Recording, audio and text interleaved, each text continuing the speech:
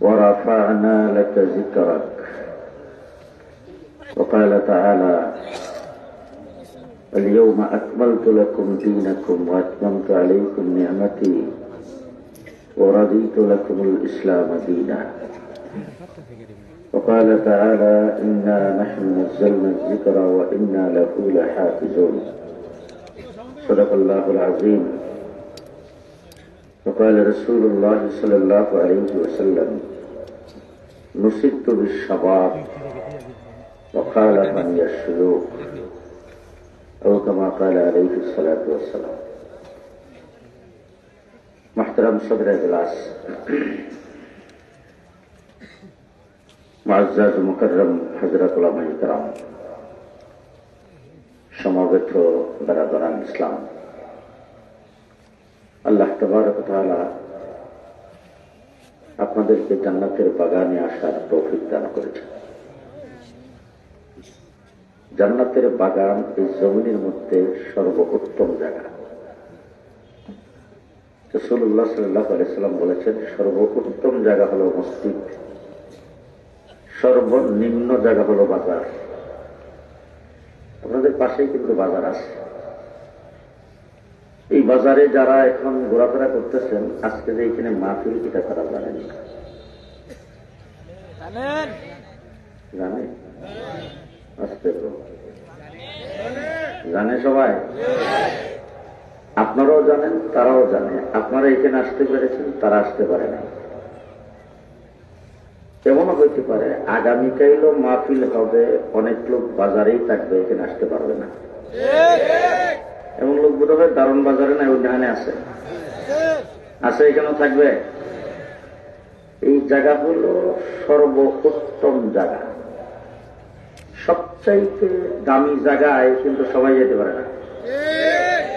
কিছুদিন আগে বাংলাদেশে মন্ত্রী পরিষদের শপথ হয়েছে। শপথ হওয়ার 2-3 দিন আগের থেকেই কিন্তু আপনারা সবাই জানেন, ফেসবুকে আসে নাই, মিডিয়াতে আসে নাই, ইউটিউবে আসে নাই। শপথ হবে এখানে মাত্র 37 জন মন্ত্রী। কয়জন? এই খবরটা জানার পরে ওই জায়গায় উপস্থিত হয়েছে 1400। আমাদের দারুণ বাজার থেকে গেছে কয়জন? গেছে একজন না। ইচ্ছা করলে চাইতে পারতেন তো? পারতেন? মেম্বার সাহেব পারত, চেয়ারম্যান সাহেব সম্ভব না। তার কারণ হলো যে 1400 মানুষ গেছে, সেই 1400 মানুষকে বঙ্গভবনের পক্ষ থেকে ভিআইপি কার্ড দিয়ে দেওয়া হয়েছে। যে ভিআইপি কার্ড যারা পাইছে তারা সেখানে যাইতে পারছে, যারা ভিআইপি কার্ড পাই নাই তারা যাইতে পারে নাই। বঙ্গভবন দামি, জান্নাতের বাগান কত দামি। এই জায়গায়ও যারা কার্ড পাইছেন তারাই আসছেন ভিআইপি, আর যারা কার্ড পাই নাই বাজারে আছেন। কথা কি বুঝাইতে পারলাম? কয়েকটা কথা বলবো, কয়েকটা। ওয়াজ শুনছেন, আরো শুনবেন। আগামীকালও মাহফিল হবে, বিজ্ঞ উলামায়ে কেরাম আসবে, ওনারা কোরআন হাদিস থেকে ওয়াজ করবেন। আমি কিন্তু ওয়াজ করি না, ওয়াজ করার মানুষ বহুত আছে। 1 নম্বর একটা জিনিস আপনাদের কাছে জানতে চাবো, আমরা কি মুসলমান? যারা বিআইপি যারা বিষয়, এরা কি মুসলমান? কারা কারা মুসলমান? কথা তো আমরা সবাই মুসলমান। এই মুসলমানটা যে আপনি যে মুসলমান, এটা কতক্ষণ পর্যন্ত থাকতে পারবেন? না না, মুসলমান কতক্ষণ পর্যন্ত থাকতে পারবেন বলেন? এই প্রশ্নের জবাব দিবেন, তারপর ওয়াজ। কতক্ষণ পর্যন্ত মুসলমান থাকতে পারবেন? খুব ভালো করে মনে রাখবেন, 31 বৎসরের সম্মেলন আল হাদি যুব সংঘের পক্ষ থেকে এখানে যারা এসেছেন, আপনাদেরকে একটা এই জায়গা থেকে কিছু সিদ্ধান্ত নিয়ে যেতে হবে। জীবনে কি করবেন? পৃথিবীর অবস্থা ভালো নয়, বাংলাদেশেরও সংকেত ভালো না। আজকে মুসলমানদের প্রথম কেবলা ইহুদিদের দখলে, যেখানে অন্তত কম করে হলেও 70,000 নবী জন্মগ্রহণ করেছেন। সেই ফিলিস্তিনের মুসলমানদের উপর নির্যাতন চলছে। আপনি ওয়াজ করবেন, শাহজালাল আমাদের মাটিতে শুয়ে আছেন, শাহপরান শুয়ে আছেন, আপনাদেরকে একবার আদর করবে তা নয়। নবীরা শুয়ে আছেন সেই মাটিতে, সেখানে আক্রমণ চলছে। ছোট বাচ্চাও নিরাপদ নয়, মহিলাও নিরাপদ নয়, মানুষের জানমাল নিরাপদ নয়। সিরিয়ার মুসলমানদের দিকে তাকায় দেখেন, আফগানিস্তানের মুসলমান 40 বছর পর্যন্ত লড়াই করেছেন। আজকে আমার বাংলাদেশের পার্শ্ববর্তী দেশ কাশ্মীরের মুসলমানদের অবস্থা কি? গুজরাটের মুসলমানদেরকে আগুনে পুড়ে মারা হয়েছে, তাদেরকে কুচু কাটা করা হয়েছে। ভারতের মধ্যে সবচেয়ে বেশি নির্যাতন মুসলমানদের উপর যেই লোকটি করেছিল, সেই লোকটি আজকে ভারতের প্রধানমন্ত্রী। বাবরি মসজিদকে মাটির সাথে মিশিয়ে দিয়েছে। যেই লোকের হাত মুসলমানদের রক্তে ভিজা, সেই লোক বাংলাদেশে আসবে, সেটা আমরা বরদাস্ত করতে পারি নাই। এই জন্যই তার বিরুদ্ধে কথা বলেছিলাম, যার ফলে জেল জুলুম আসছে আমাদের উপরে। পরিষ্কার ভাষায় আপনাদের সামনে বলে যাচ্ছি, আমাদের 3 দিক বিজাতিদের ঘেরা। আমরা মধ্যখানে বঙ্গোপসাগরের পারে। যদি আজকে কথা আমি এই জন্য বলছি, আপনি মুসলমান, কতদিন পর্যন্ত মুসলমান থাকবেন?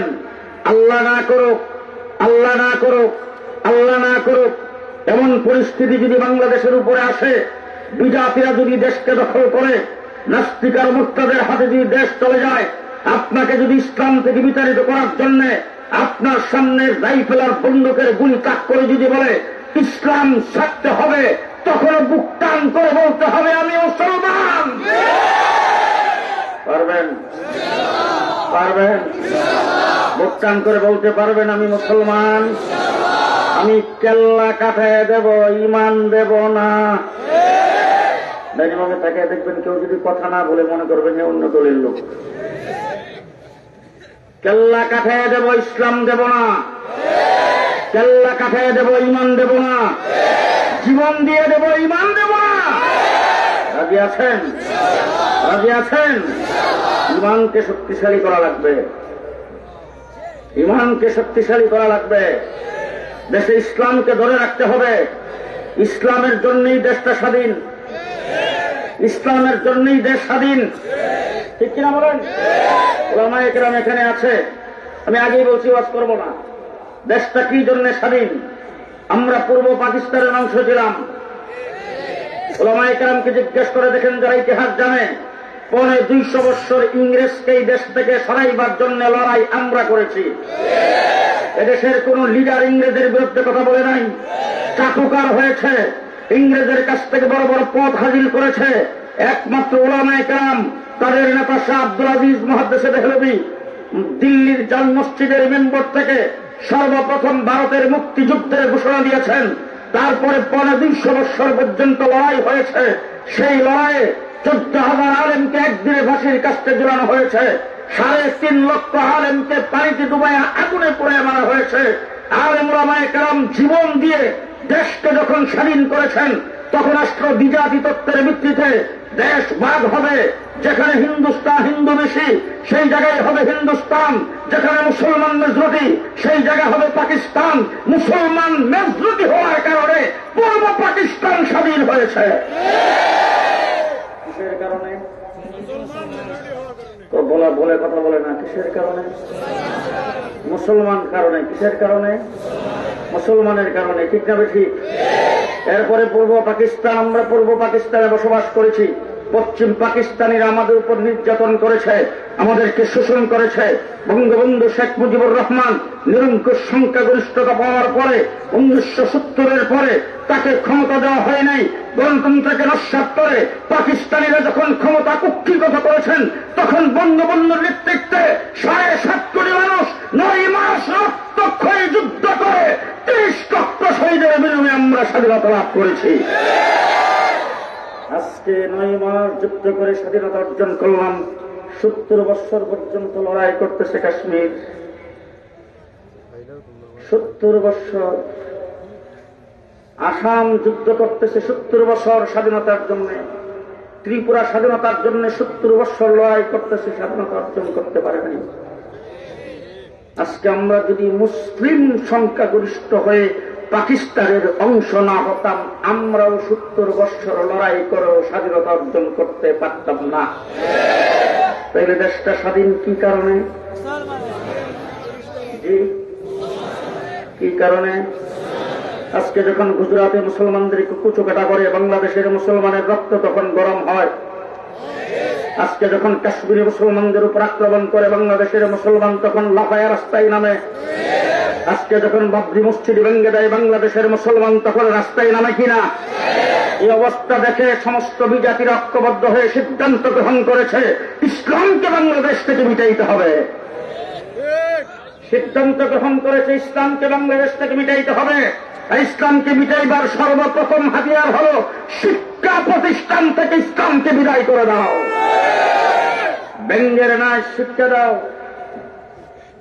হাসের ডাক শিক্ষা দাও, পেন পেন শিখাও, হয় অবাধ যৌনতা শিক্ষা দাও। আসতেছে ট্রান্সজেন্ডার মেয়ে হিসাবে কেউ জন্মগ্রহণ করলে সে যদি মনে করে আমি এখন পুরুষের মতো চলাফেরা করব, আমি পুরুষ হয়ে চলব, তখন সে পুরুষ দাবি করে চলতে পারবে, তাকে কেউ বাধা দিতে পারবে না। ছেলে হিসাবে কেউ জন্মগ্রহণ করে সে যদি মনে করে আমি যদি এখন মেয়ে সাজি আর মেয়ে সাজে যদি মেয়েদের সাথে যদি আমি উঠাবসা করতে পারি তাইলে তো আমি খুব অবাধে চলাফেরা করতে পারবো, আমি আজকের থেকে মেয়ে হয়ে যাব, এই দাবি যদি কেউ করে তাকে কেউ বাধা দিতে পারবে না। এই আইন বাংলাদেশে পাশ হবে না কইছেন একজন? জি, এই ধরনের কোন অবাধ বিনাবিসাদ অবাধ স্বাধীনতা, এটা ব্যক্তি স্বাধীনতা, ব্যক্তি স্বাধীনতার নামে বাক স্বাধীনতার নামে এই ধরনের আইন যদি বাংলাদেশে কেউ করতে চায়, রাস্তায় যদি নামতে হয় কাপড়ের কাপড় পরে, কে কে নামতে রাজি আছেন হাত তুলে দেখান।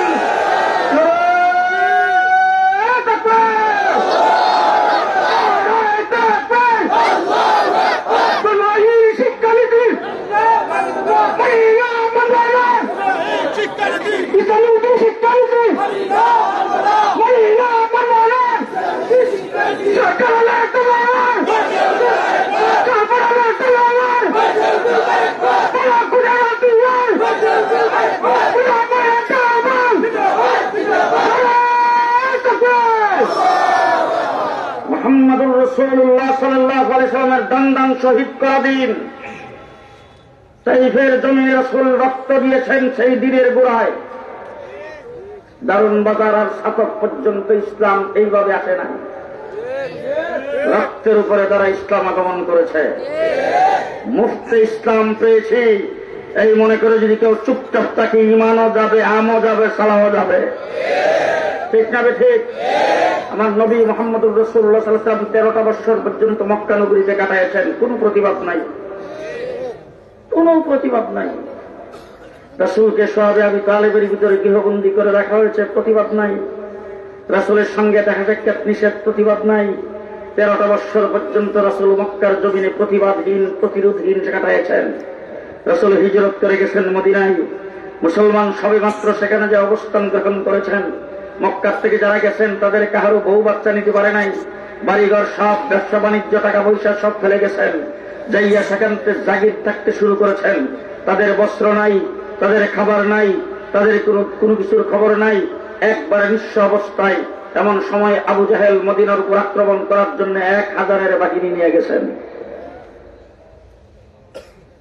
আবু জাহেল যে ডাক দিচ্ছেন, মুসলমানেরা খেলা হবে।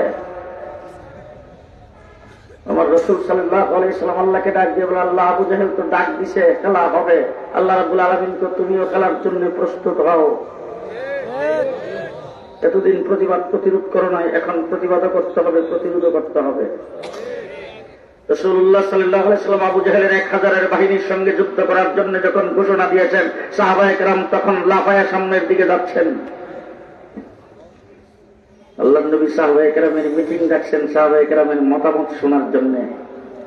সাহাবীরা সেই জায়গায় দাঁড়ায় বলছেন, ও আল্লাহর হাবিব, মুসা আলাইহিস সালামের উম্মত মুসা আলাইহিস সালামকে বলছেন, মুসা, যদি ফেরাউনের সাথে যুদ্ধ করা লাগে তুমি আর তোমার আল্লাহ কইল। আপনারা যারা এখানে আসছেন আপনাদের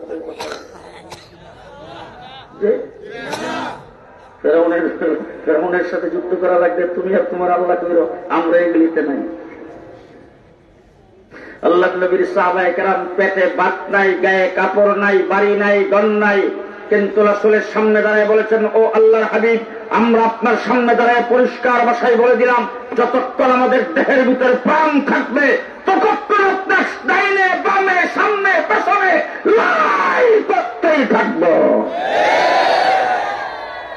হুজুর আকরাম সাল্লাল্লাহু আলাইহি ওয়াসাল্লাম রওনা হয়েছেন, যুদ্ধের ময়দানে যাবে। এখন আমার মতন একটা কানা, খুরা, আতুল, লোলা, রুগ্ন, অসুস্থ সবাই সাহায্য। হুজুর আকরাম সাল্লাল্লাহু আলাইহি ওয়াসাল্লাম বলেন, এইভাবে তো যুদ্ধের ময়দানে নেওয়া যাবে না। এটা তো তাবলীগ জামাত না যে বসে বসে আগে মসজিদে জিকির করা। যুদ্ধের ময়দানে যুদ্ধ করা লাগবে। এবার সবাই থাকা শুরু করে খারাপ মাপ দেব, যারা মাপে পড়ে তাদেরকে নেওয়া হবে। ছোট ছোট দুইটা বাচ্চা, একজনের নাম মাজ, আরেকজনের নাম মুআব্বিস, দুইজন যুদ্ধের ময়দানে অংশগ্রহণ করার জন্য আসছে। মার কাছ থেকে বিদায় নিয়ে এসেছেন।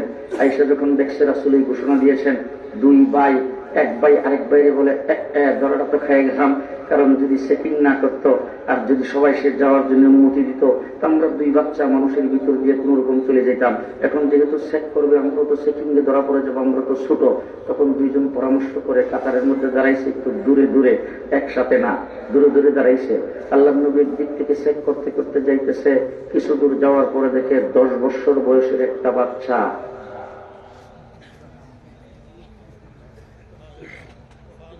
ঘুমাইছে। আল্লাহু আকবার কইলেন না? আরো আস্তে, আরো আস্তে, আরো আস্তে হয়ে দাঁড়াইছে। রাসূল জিজ্ঞেস করেছেন, বাবা এইভাবে কেন দাঁড়াইছো? বলে, হুজুর মাফে করবার লাগে। আল্লাহ নবী জিজ্ঞেস করেছেন, তোমার কি বাবা আছে? বলে, না হুজুর বাবা নাই। তোমার মা আছে? বলে, হ্যাঁ আছে। তাহলে তোমার বৃদ্ধা মার খেদমত করো, জিহাদের সওয়াব পাইবা। বাচ্চারা ডাক দিয়ে বলে, হুজুর আমার মার কাছে যাই দেখি মা ঘরের মধ্যে বৈশা কাঁদতেছে, যার হয়ে গাল বয়ে বয়ে পানি ধরতেছে। মাকে জিজ্ঞেস করলাম, মা কেন কাঁদো? মা বলতেছে, তোর বাবা যদি আজকে পৃথিবীতে জীবিত থাকতো তাইলে যুদ্ধের ময়দানে তোর বাবারে পাঠাইয়া হাসরের ময়দানে মুজাহিদের স্ত্রী হিসেবে উঠতে পারতাম, আর তোরা যদি নৌজওয়ান হইতে তোদেরকেও যুদ্ধের ময়দানে পাঠাইয়া আমি হাসরের ময়দানে মুজাহিদের মা হিসেবে উঠতে পারতাম। তোর বাবাও দুনিয়াতে নাই, মুজাহিদের স্ত্রীও হইতে পারলাম না, তোরাও নৌজওয়ান না, এই জন্য মুজাহিদের মাও হইতে পারলাম না। বুক ফাটা কান্না আসতেছে, মার চোখের পানিগুলি মুছে আমরা মার কাছ থেকে যুদ্ধে যাওয়ার জন্য বিদায় নিয়ে এসেছি। রাসূলুল্লাহ সাল্লাল্লাহু আলাইহি ওয়াসাল্লাম বলেন, তোমার মা তোমাকে বিদায় দিয়েছে? বলে, জি হুজুর। বলে, ঠিক আছে, যাও, তুমি যুদ্ধের ময়দানে যাইবা। যেহেতু তোমার মা বলছে যুদ্ধের ময়দানে যাওয়ার জন্য, এই বাচ্চাটা 10 বছর যখন গ্র্যান্ডেড হইল, হুজুর চেক করতে করতে একটু সামনের দিকে যায়, দেখে তার ছোট ভাই 8 বছর বয়স, সেটাও দাঁড়ানো। রাসূল বলছেন, বাবা তুমি ছোট বাচ্চা, তুমি জিহাদের ময়দানে যাইতে পারবা না, তুমি তোমার মার কাছে যাও। বাচ্চাটা উঠতে বলে, হুজুর আমরা দুই ভাই একসাথে মার কাছ থেকে বিদায় নিয়ে এসেছি। রাসূল বলেন, বিদায় নিয়ে আসলে কি হবে?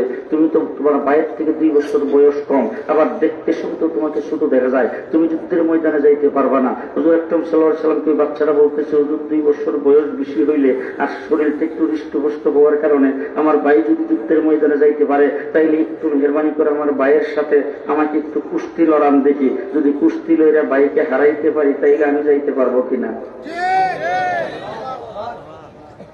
মুহাম্মদুর রাসূলুল্লাহ সাল্লাল্লাহু আলাইহি ওয়াসাল্লাম বলেন, তুমি কি কুস্তি লড়ে তোমার ভাইকে হারাইতে পারবা? বলে, হুজুর যদি পারি একটু টেস্ট করে দেখেন, যদি পারি তাইলে যুদ্ধের ময়দান আমাকে নিয়েন। এখন 2 ভাই একত্রিত দাঁড়াইছে, দাঁড়াইবার পর এখন কুস্তি লড়বে। ছোট ভাই বড় ভাইয়ের চোখের দিকে তাকায়া চোখের ইশারায় ডাক দিয়ে বলে, ভাই এখন যদি তুমি আমার কাছে হেরে যাও তাইলে সাহাবায়ে কেরাম যারা দেখতেছেন তাদের কাছে তোমার হয়তো মান সম্মান যাবে যে বড় ভাই হইয়া ছোট ভাইয়ের কাছে হেরে গেছে। কিন্তু জেনে রাখো, যুদ্ধের ময়দানে যদি যাইতে পারো, তুমি আর আমি যদি যাইতে পারি, আল্লাহর দরবারে কিন্তু সম্মান বাড়বে।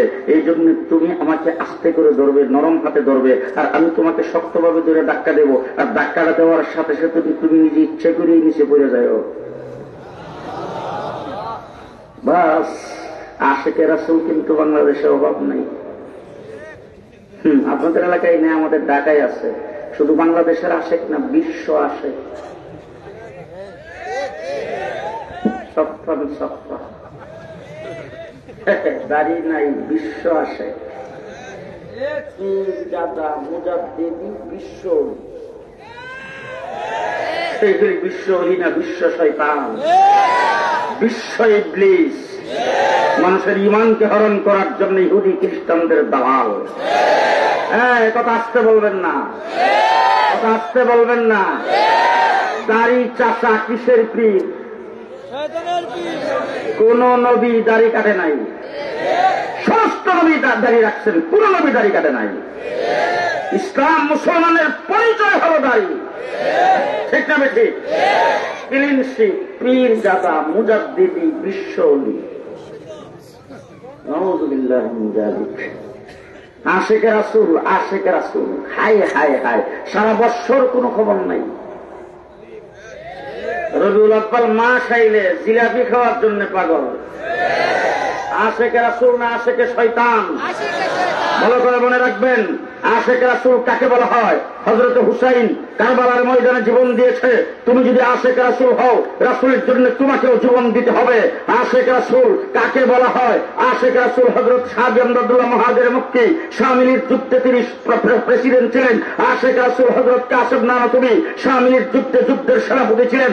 আশিকে রাসূল হযরত সৈয়দ আহমদ বেরলভী বালাকুটের ময়দানে কল্লা কাটায় দিয়েছেন। আশিকে রাসূল যারা তারা বাতিলের বিরুদ্ধে লড়াই করে জীবন দেয়, তাদের নাম আশিকে রাসূল। তুমি রবিউল আউয়াল মাস আসলে সকল ঈদের সেরা ঈদ কোথায় লিব? বেরিয়া সুরা বেরিয়ে কোথায় লিব? কাকে বলে আশিকে রাসূল? হায় হায় হায়। দুই ভাই ধরছে, এক ভাই আরেক ভাইকে ধাক্কা দিয়া ছোট ভাই নিচে ফেলাই দিচ্ছেন। আল্লাহ খাওয়াকে ডাক দিয়ে হুজুর বলেন তো দেখি এবার জিহাদের ময়দান দিবেন কিনা? হুজুর বলেন ঠিক আছে চলো। দুই ভাই যুদ্ধের ময়দানে গেছে। বদরের যুদ্ধে রাসূল সাল্লাল্লাহু আলাইহি ওয়াসাল্লাম যাইয়া 313 জনকে খাড়া করে তারপরে যুদ্ধের ময়দানে ছেড়ে দিয়ে রাসূলুল্লাহর দরবারে হাত উত্তোলন করে ডাক দিয়ে বলছেন, আল্লাহ এই 313 জন আমার জিন্দেগীর ফসল। জিন্দেগীর ফসলে 313 জন প্রস্তুত করার জন্য তাইফের জমিনে রক্ত দিয়েছি। 313 জন প্রস্তুত করার জন্য সবে আবু তালেবের ভিতরে জেল খেটেছি। 313 জনকে প্রস্তুত করার জন্য আমার রাস্তায় কাঁথা বিছানো হয়েছে। 313 জনকে প্রস্তুত করতে যাইয়া আমার ইটে উডের নারী বুড়ি আমার পিঠের উপর রেখে দিয়েছে। 313 জনকে প্রস্তুত করতে যাইয়া 13টা বছর পর্যন্ত নির্যাতিত হয়েছি। এই 313 জন আমার জীবনের ফসল। তাদেরকে আজকে ছেড়ে দিলাম 1000-এর মোকাবেলায়। অস্ত্র নাই, শস্ত্র নাই। রমজান শরীফের 17 তারিখ বিশ্বাস রাত্রে সেহরি ভালো করে পেট ভরে খাইতে পারে নাই। যুদ্ধের ময়দানে তারা নামছে। রাসূল আল্লাহর দরবার হাত উত্তোলন করেছেন। হযরত আবু বকর সিদ্দিক দেখেন রাসূল সাল্লাল্লাহু আলাইহি ওয়াসাল্লাম একবারে বেচैन হয়ে গেছে। হযরত আবু বকর সিদ্দিক ডাক দিয়ে বলছেন, হুজুর আল্লাহ বলছেন আপনাকে সাহায্য করবে, নিশ্চয় আল্লাহর সাহায্য আসবে। এমন সময় জিবরাইল আমিন আয়েশা রাসূলকে ডাক দিয়ে বলেন, হুজুর আসছি। এই আসতে সুবহানাল্লাহ, আমাকে শুনবো তো বাজার থেকে। হুজুর আসছি। রাসূল বলেন আসছে না পাঠাইছে? আসতো না পাঠাইছে। জিবরাইল আমিন বলে না পাঠাইলে তো আসতে পারি না, পাঠাইছে যে কি হয়েছে? বলে আল্লাহ রাব্বুল আলামিন তোমাকে কি দিয়া পাঠাইছে? হযরত জিবরাইল আমিন বলে, হুজুর অন্যান্য সময় তো ওহী দিয়া পাঠায়, কোরআন শরীফের আয়াত দিয়ে পাঠায়, ইসলামের হুকুম আহকাম দিয়ে পাঠায়। আল্লাহ আজকে আমাকে আল্লাহ পাক ডাক দিয়ে বলছেন, জিবরাইল যুদ্ধের পোশাক পর। আমি জিবরাইল আমিন আল্লাহকে বলছি, যুদ্ধের পোশাক পরা তো আমার কাজ না, যুদ্ধ করা তো হইল মানুষের কাজ। তুমি মানুষকে যুদ্ধ করার জন্য বানাইছ, সেই সালাহিয়ত মানুষকে দিয়েছ। আমি তো জিবরাইল আমিন, আমি তো ফেরেশতা, আমার জন্য তো যুদ্ধ করা না। যুদ্ধের পোশাক পরা তো আমার কাজ না, আমি যুদ্ধের পোশাক কেন পরবো? জিবরাইল আমিনকে আল্লাহ ডাক দিয়ে বলে, যুদ্ধের পোশাক পরা তোর কাজ নয়, কিন্তু আজকে পরা লাগবে। জিবরাইল আমিন যুদ্ধের পোশাক পরে জিজ্ঞেস করছেন, আল্লাহ এখন কি করব? জিবরাইল আমিনকে আল্লাহ ডাক দিয়ে বলেন, ফেরেশতাদের জামাত নিয়ে যাও, তুমি হইবা যুদ্ধের সেনাপতি। মুহাম্মদুর রাসূলুল্লাহ সাল্লাল্লাহু আলাইহি ওয়াসাল্লামকে জিবরাইল আমিন বলে, হুজুর 313 জন, আর 3000-এর বাহিনী আমার সাথে আছে, আর 5000 রয়েছে সিলেটে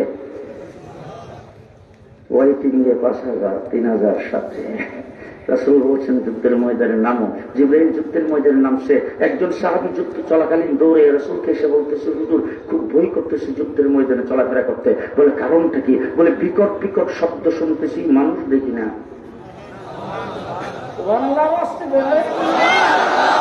বিকট বিকট শব্দ শুনতেছি, মানুষ দেখি না। রাসূল জিজ্ঞেস করেছেন কি শব্দ শোনো? বলে শব্দ শুনতেছি আকরিল আকরিল, আগে বাড়ো আগে বাড়ো। হুজুর কিন্তু মানুষ দেখি না। রাসূল সাল্লাল্লাহু আলাইহি ওয়াসাল্লাম বলেন, ফেরেশতাদের সেনাপতি কমান্ডার ইন চিফ জিবরাইল আমিন ফেরেশতাদের যুদ্ধ পরিচালনা করতেছে।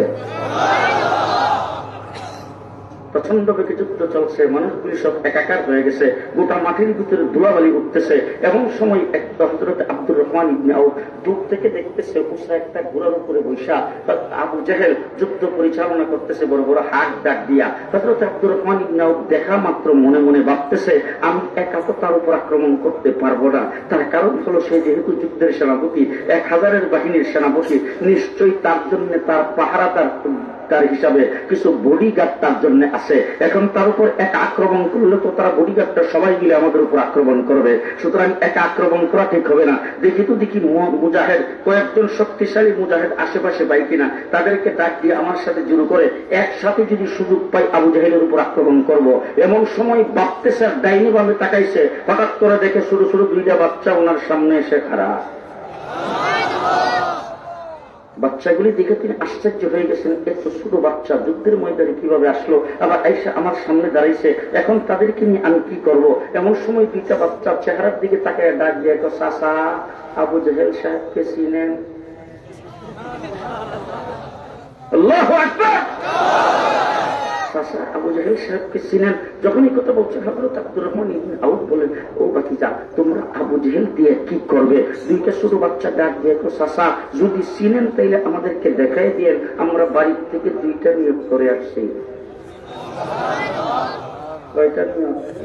2টা নিয়োগ করে আসছি। জিজ্ঞেস করতেছে, বাতিজা তোমরা কোন 2 নিয়োগ করে আসছো? বলে 1 নম্বর নিয়োগ করেছে আবু জাহেলকে জাহান্নামে পাঠাবো। 1 নম্বরে নিয়োগ করেছে আবু জাহেলকে আজকে জাহান্নামে পাঠাবো, আর যদি সেটা আমাদের দ্বারা সম্ভব না হয় তাহলে আমরা 2 জন জান্নাতে যাব। 2টা নিয়োগ, হয়তো আবু জাহেল জাহান্নামে যাবে, তাহলে আমরা 2 জন জান্নাতে যাব। হযরত আব্দুর রহমান ইবনে আউফ, হাদিসে বুখারী শরীফে আসছে, হযরত আব্দুর রহমান ইবনে আউফ আঙ্গুলের ইশারায় দেখাচ্ছেন, ওই যে দেখা যায় উঁচা ঘোড়ার উপরে বসা, এটাই আবু জাহেল। দেখাইতে দেরি হয়েছে, বাস পাখির মতো 2টা বাচ্চা আবু জাহেলের উপর আক্রমণ করতে দেরি হয় নাই। এবার আক্রমণ করছে, মারবে কিন্তু গাঢ়, কোনখানে গাঢ়। এখন ছোট বাচ্চা, উঁচা ঘোড়ার উপরে আবু জাহেল বসা, আবার আবু জাহেলের বদন খুব উঁচা ছিল, এখন গাড়ির মধ্যে মারবে যে তলোয়ার দিয়া, লাগাল পায় না। তাৎক্ষণিক বুদ্ধি কাকে বলে, কি বুদ্ধি তাদের ভিতরে, কি ব্যাপার ট্রেনিং তাদের মধ্যে।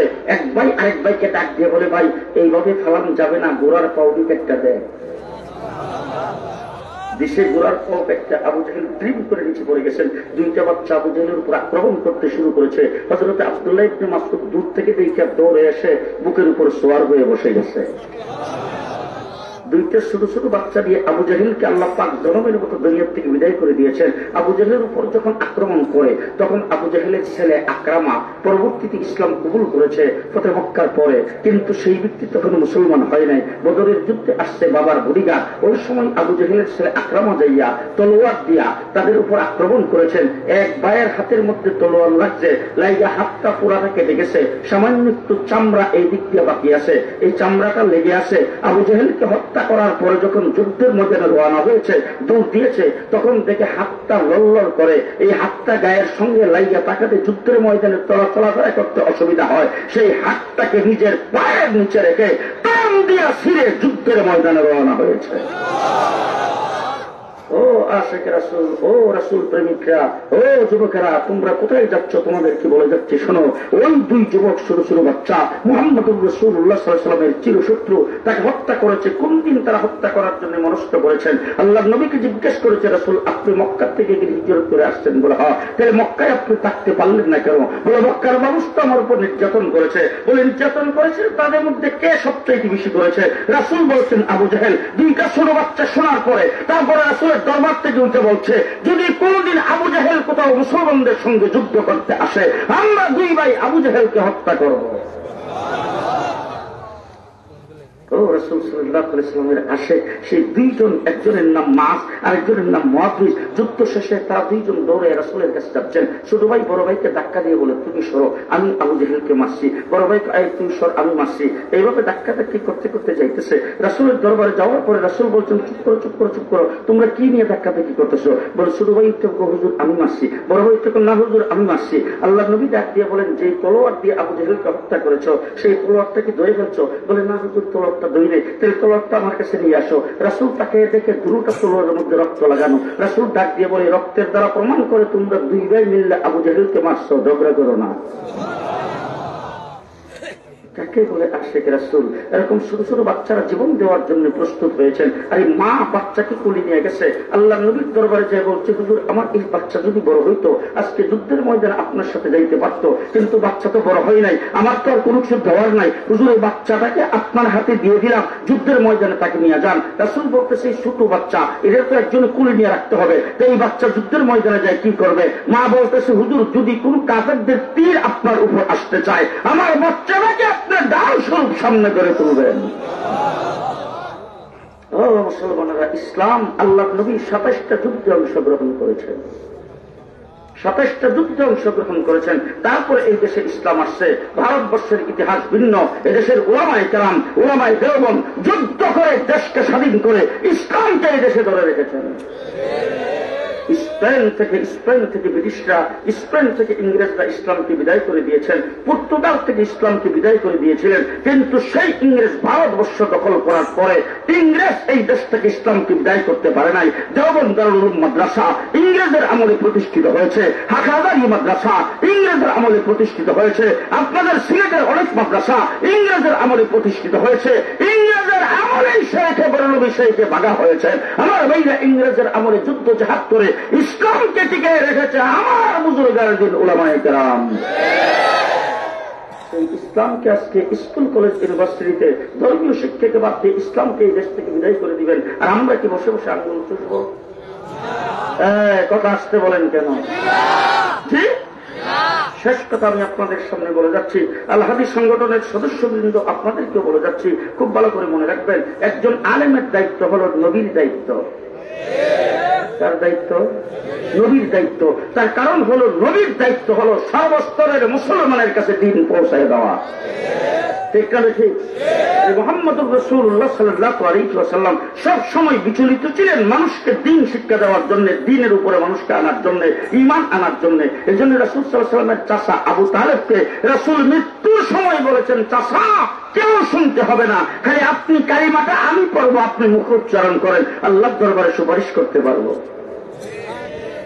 প্রচেষ্টা করে দিন এ পর্যন্ত আসছে। আমাদের বুজুর্গানে দিনের পক্ষে লড়াই করেছেন, পেটে পাথর বেঁধেছেন। আরে আমার ভাইরা, দেওবন্দ দারুল উলুম মাদ্রাসা কিভাবে প্রতিষ্ঠা হয়েছে? কাসেম নানতুবি রহমতুল্লাহি আলাইহি শামিলির যুদ্ধের সভাপতি ছিলেন, হাফেজ জামিল শহীদ সেখানে শাহাদাত বরণ করেছেন। তারপরে হযরত কাসেম নানতুবি রহমতুল্লাহি আলাইহি দেওবন্দ দারুল উলুম মাদ্রাসা করেছেন। আনার গাছের নিচে ছাত্র মাদ্রাসায় আসছে। সেই কাসেম নানতুবি রহমতুল্লাহি আলাইহি সম্পর্কে এমনও আসছে যে উনি রাস্তা দিয়ে হাঁটতেন আর মানুষের দুয়ারে দুয়ারে যায় বলতেন, সুখকে রুটি হ্যাঁ, সুখকে রুটি হ্যাঁ, শুকনা রুটি আছে, শুকনা রুটি আছে। মানুষের ঘরে খাওয়ার পরে যে শুকনা রুটি বাঁচত, সেই রুটিটা ওনার ব্যাগের মধ্যে দিতেন, এটা এনে উনি মাদ্রাসার ছাত্রদেরকে খাওয়াইতেন। একদিন রাত্রেবেলা দেওবন্দের প্ল্যাটফর্মে, দেওবন্দের রেল স্টেশনে তিনি সেখানে কুলির কাজ করার জন্য গেছেন। মুখ টুক সবকিছু বন্ধ। যাইয়া তারপরে একজন ব্যক্তি বিরাট বড় একটা বোঝা নিয়ে এসে নামছে। নামার পরে কাসেম নানতুবি যায় বসছেন সেই বোঝায়, এই বোঝার আমার মাথার উপর উঠে দেন, আপনার বাসা কোথায়? বলে ইমুক জায়গায়, আমি আপনার বাসা পর্যন্ত পৌঁছাই দেব। সেই ব্যক্তি বলতেছে, আপনি দেখতে জীর্ণ শীর্ণ, আপনি এত বড় বোঝা নিতে পারবেন না। বলে, না না, দিয়ে দেন আমার মাথায়, আমি আপনার বোঝাটা পৌঁছাই দিব। সেই লোক মাথার মধ্যে উঠাইছে, উঠায় সেই লোক পেছনে পেছনে যাচ্ছেন। কাসেম নানতুবি বোঝা নিয়ে সামনের দিকে যাচ্ছে, কিন্তু হাঁটা দেখা এই লোকের সম্পর্ক ছিল কাসেম নানতুবির সাথে। সেই লোক হাঁটা দেখা বুঝতে পেরেছেন এই লোকটা তো সাধারণ মানুষ না, উনি তো আমাদের বড় মনি সাহেব হবে।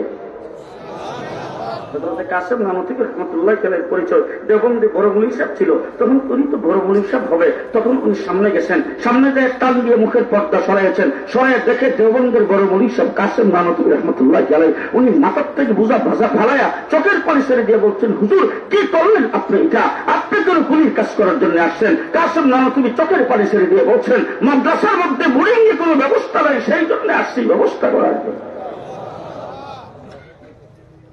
ও আমার ভাইরা, আজকে দারুণ বাজারে এইখানে 31 বছর পর্যন্ত তাফসীরুল কুরআন মাহফিল এমনি হয় নাই। সেই জজবা তৈরি হয়েছে দেওবন্দের উলামায়ে কেরামের যুদ্ধ জাহাদের কারণে। এইভাবে ইসলামকে দিনকে এখানে টিকায়া তারপর আমাদের বুজুর্গানে দিন দরিয়ার থেকে চলে গেছেন।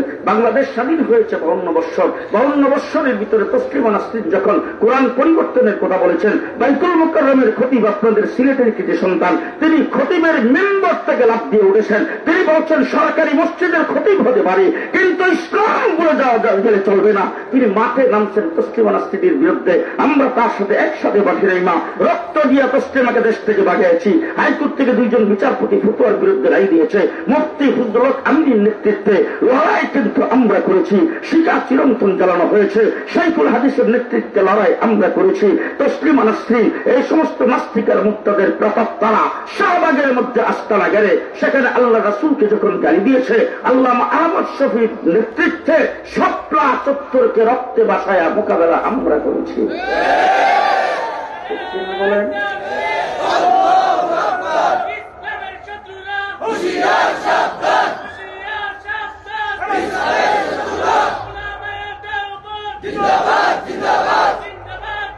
এই জন্য আমার ভাইরা শেষ কথা আমি আপনাদের সামনে বলবো, বাংলাদেশে আমরা থাকবো, ইসলাম থাকবে। দেশের স্বাধীনতা থাকবে, ইসলাম থাকবে। ঠিক না বেঠিক? ইসলামকে মুছে ফেলা যাবে না, ইসলামকে এই দেশ থেকে দূরে সরানো যাবে না। সুতরাং স্কুল, কলেজ, ইউনিভার্সিটি ছাত্রদেরকে দিন শিক্ষা দিতে হবে, আল্লাহর পরিচয় শিক্ষা দিতে হবে, রাসূলের পরিচয় শিক্ষা দিতে হবে, হালাল হারাম শিক্ষা দিতে হবে, পাক না পাক শিক্ষা দিতে হবে। স্কুল, কলেজ, ইউনিভার্সিটিতে পড়ে পিএইচডি করেছেন, একবারে বিসিএস হোল্ডার, এরকম উচ্চ শিক্ষিত যারা হয়েছেন তারা উজুর ফরজ জানে না। আপনাদের সিলেটে নাই, ঢাকার কথা বলতেছি। বড় বড় বুদ্ধিজীবীদের, বড় বড় নেতা নেত্রীদের জানাজা হয়, সেই জানাজার মধ্যে দাঁড়ায় এক একজন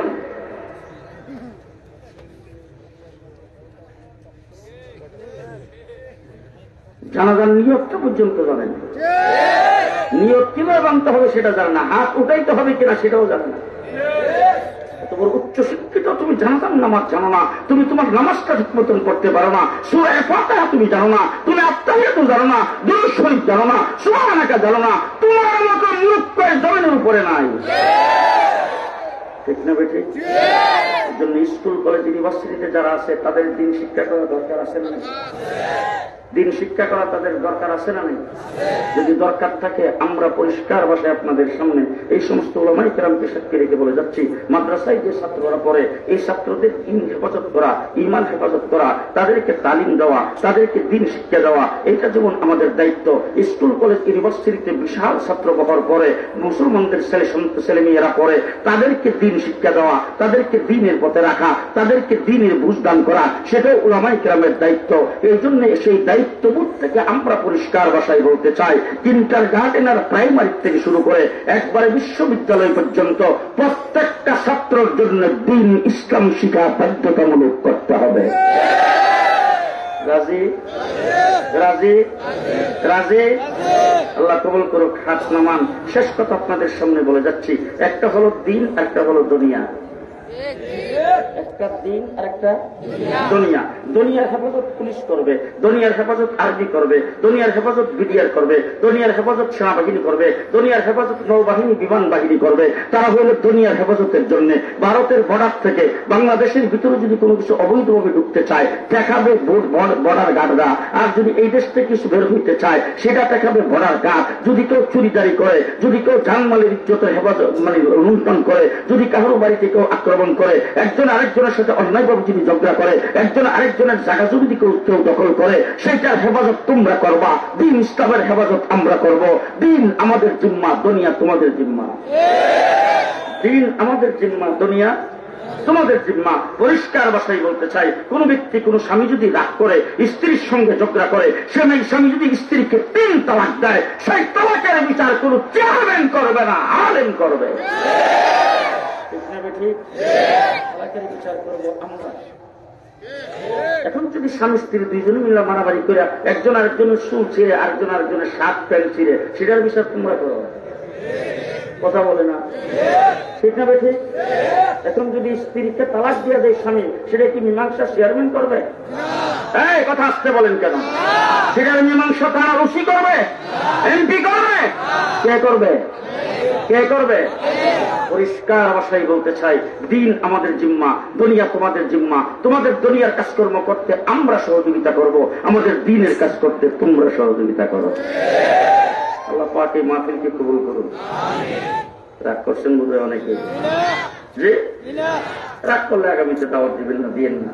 কিন্তু কথাগুলি বলে গেলাম, শুয়ে শুয়ে চিন্তা করেন, দেশে ইসলাম থাকতে হবে, আমার সন্তান দেশে মুসলমান হয়ে থাকবে, এবং সন্তান আমি ইন্তেকালের পরে আমার লাশ যেন সন্তান যৌথ করতে পারে, কাফন যেন পড়াইতে পারে, জানাজা যেন করতে পারে। ঠিক কিনা বলেন? দৌড়ে মসজিদের ইমাম সাহেব কারি সাহেবের কাছে বলবে, কারি সাহেব, বাবা তো ইন্তেকাল করেছে, 1 বছর হয়েছে, 2 বছর হয়েছে, বাবার মৃত্যুবার্ষিকী জানুয়ারি মাসে, কারি সাহেব এক খতম কোরআন শরীফ পড়ে দেন তো। কেন তুমি কারি সাহেবের কাছে যাইতে হবে কেন? তুমি নিজে কোরআন শরীফ নিয়ে বসো, তুমি নিজে কোরআন খতম করো, তোমার সন্তানকে দিয়ে কোরআন খতম করাও। ঠিক না ভাই? ঠিক। আল্লাহ কবুল করুন। সবাই বলেন আমিন।